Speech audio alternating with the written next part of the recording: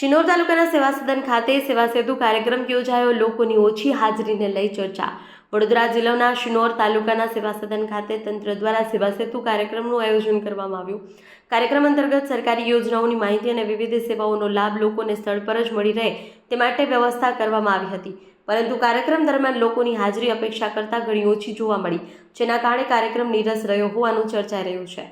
ઉલ્લેખનીય છે કે થોડા દિવસો અગાઉ શેગવા ખાતે યોજાયેલ સેવા સેતુ કાર્યક્રમ પણ લોકોની ઓછી હાજરીને કારણે ચર્ચામાં રહ્યો હતો. ત્યારબાદ તંત્ર દ્વારા ગામોગામ જાહેરાતો કરી લોકોને કાર્યક્રમમાં જોડાવા અપીલ કરવામાં આવી હતી. આમ છતાં શિનોર ખાતે યોજાયેલ સેવા સેતુ કાર્યક્રમમાં પણ લોકોની ઓછી હાજરીને લઈ વિવિધ ચર્ચાઓ શરૂ થઈ છે. રિપોર્ટર ફૈઝ ખત્રી, શિનોર.